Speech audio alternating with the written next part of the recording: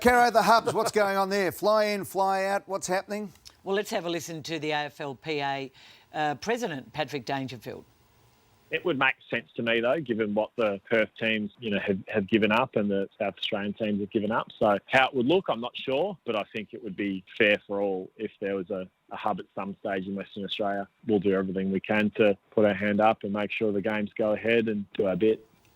I reckon that's a terrific response. That's Patrick what everyone's been Dangerfield. saying, Caro. No one has pushed back. We said that on this show. Remember, we used the example of round one, that Collingwood and St Kilda, we used the example, could go over. No one's pushing back on that. Nathan Buckley said it a month ago that everyone has to do their bit. You know why? Because no one wants to have an asterisk or a second asterisk if they win the flag this year. Fairness for everybody. We'll get it done together. But it's changing all the time, and hopefully the West Australian government will find it safe enough to open up their borders. And if they don't, that would be ideal. 4 weeks' time, borders come down, in and out. And if you can't do that and you have to have 1 week break there and have a bye, that'll get the grand final possibly into a Sunday night after the derby, which would be a spectacular finish to the season. Hey, Rossi, you've done more travel than anyone, and you've taken a look at what it's done to me, Lloydie. North and the Bombers might have to do this weekend. Yeah, well, we have had a look. I thought about it the other day, looking at the games, and just picked it up. They're on an 8 a.m. flight out, chartered flight, which makes it a little bit more time efficient. But there'll be players up at 5:30 a.m, 6 o'clock, get to the airport 7 a.m. North Melbourne go straight to the ground and have a bit of a walk and then get into their prep, 2 hours to go. But Essendon got a bigger challenge. They've got 4 hours of downtime from the time they get to the area they need to be. So they've booked a hotel. But at this level of sport, you only need to be off 2 or 3% and the opposition get a jump on you. So this is another challenge, and you only need 1 or 2 to drop their bundle and not handle this, and your team's going to be under pressure. So we're going to find out a lot about both groups and individual players. So now that you've had a look at it, Ross, the hubs might be an advantage.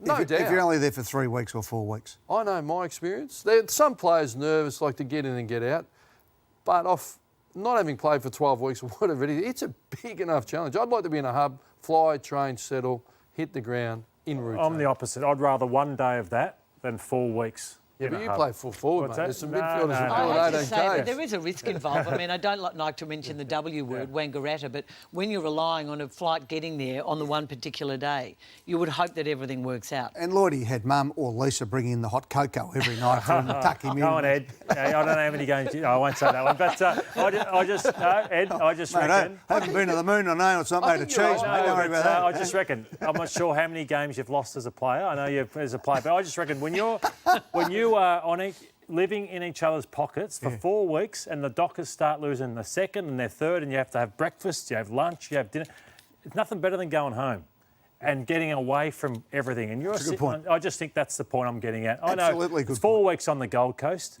It sounds good, but if you start losing, the pressure starts building. I know I'd rather go home than to a hotel room. Yeah, but there's a lot of ifs. It's outcome based. Yeah. It's if we're losing. Yeah. But I think if you're losing, it's tough in Melbourne.